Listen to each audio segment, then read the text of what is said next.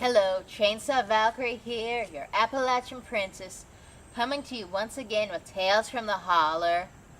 I want to apologize for the sun glare in the last video. It's very bright here, but you don't really care. I know you've just been chomping at the bit to find out what happens, because that was quite a cliffhanger. So here it is, The Witch Wars Part 2. From the instant the witch had commenced her attack, her minions all butchered and murdered and hacked. From that single moment the chaos it reigned, and the monsters attacked, free to kill unrestrained. Mad Jack set to killing and slashed a whole bunch, while the dead zombie fiends now feasted and munched. The clodhopper creatures tore heads off of bodies, as Murray transformed and he fought Frankendottie. For a few moments ago the full moon had risen, and his werewolfy shape had escaped from its prison. He sloughed off the shape of his human disguise, and he raked his great claws across the Dottie thing's eyes. The room began filling with the foul, evil vapor, and one of the miners killed young Jackie Draper. Two goblin-like twitches attacked Lulabelle. One bit off her ear and one chewed on her tail. It looked like the town's favorite milk cow was finished, but the two goblin twitches' attack was diminished when Enos McCrae, with an old army saber that he took off the corpse of an older dead neighbor, sprang to protect his bovine comrade, who was ripped up and damaged and bleeding quite bad.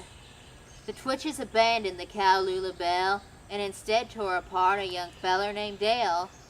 Then Gilbert the creature from Old Goblin Lake tore off a man's face and he ate it like cake. Then Gilbert ripped off the man's head and his arm and his head. He tore out his guts and he left him there dead. He then set his sights on the pale Nathan Davis, then headed his way, the old fishy-type sadist. Nathan cried out, "Please come help me, Gene. Save me from Gilbert, the cruel evil fiend." Gene, who had fought him a few years before, and had taken his eye on the Goblin Lake shore, strode toward the creature with his lip packed with snuff, and shouted, "Unhand him now! I have had quite enough!" "Unhand him, Gilman!" the fisherman yelled. Then he smacked Gilbert Finn with the pole that he held. With malice and murder in his one bulbous eye, Gilbert just stared at the two fishing guys. He turned and started to just walk away, as young Nathan staggered and swooned and he swayed. He passed out from fright into Gene's mighty arms, his Bass Angler hero who saved him from harm. The scarecrow named Stitches stepped into the fray, compelled but reluctant to murder and slay. He drew back his sickle to kill a feller named Kevin, when the Ferris witch shouted, "Leave them be, grab the 7. It's time to be going, let's head for the door. But before we all leave, someone grab me 3 more. Get me 3 women, a young and an old, and one middle-aged. Now do what you're told." Her legion of beasties grabbed all of the chosen, while Nathan was still unconscious and frozen. The beast Frankendottie, with his cuts and abrasions, stole Bunchy Mickle from the town hall invasion.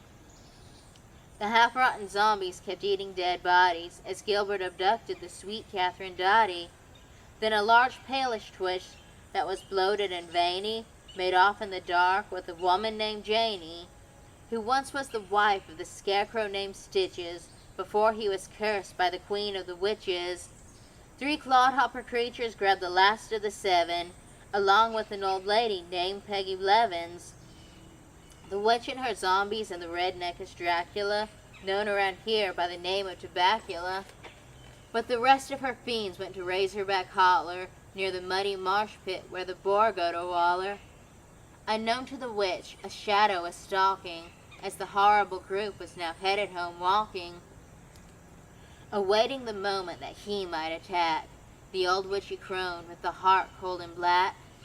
Back at the meeting, the town was regrouping, patching their wounded and slowly recouping.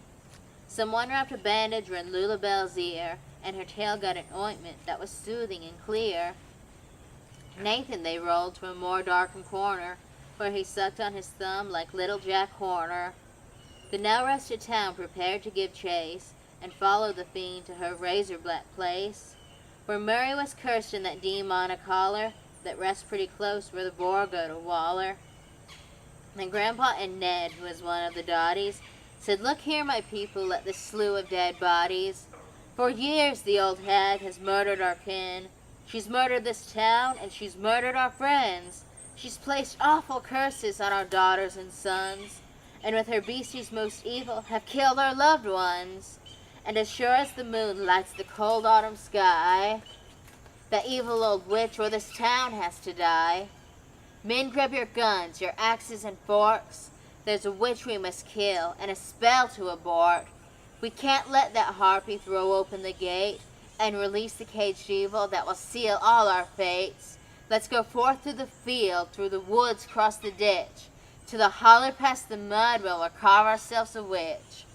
We have Murray in the lead, and he's sure to find their trail, through the bells close behind to get vengeance for her tale." The angry mob marched with a rage undiminished, and they just wouldn't stop till the queen witch was finished. And they all went together, husbands and wives, with pitchforks and torches, with guns and with knives. As the town sallied forth through the now stormy weather, the old fairish witch carried on her endeavor. She dug up the remains of her sister Bone Click, who was even more evil, more twisted and sick than all of the witches who'd been born before, and she needed her aid to help open the door, to let loose the demons and free the unnamed. "All is now ready," the old witch exclaimed. She kept barking orders to this one and that, while she cut out the eye of a large blackish cat. "Make yourself busy," she ordered the witches, and they went right to work for the queen of the witches. "Now gather up stones and assemble an altar. Build it up quick, and you better not falter." In no time at all, it was built and anointed, and the time had arrived that the stars had appointed, when blood would be shed and the gate open wide, and the things over there would be brought to this side. The old Ferris witch now had all things prepared to invoke a dark spell that no other had dared, to bring to this world a Stygian evil, a foul living darkness that would cause an upheaval. She said, "Mindless thing, bring my sister's dead body, lay it here on the altar," she told Frank and Dottie. "Now bring me some blood from each of the 7, then go cut the throat of that cow Peggy Blevins." The blood from the 7 was a smallish amount, but the blood from poor Peggy, it spewed like a fount, and all of the blood was then poured in a chalice, and drank by the witch, who was filled with the malice. Then she spoke in the language of a forgotten tongue, one that was ancient when the world was still young. Then a vortex appeared that was spinning and whirring, and on the stone altar, Bone Click started stirring. End of part 2. Yep, I did it. Another cliffhanger. But you know the drill by now. Watch part 3 of it and stay creepy.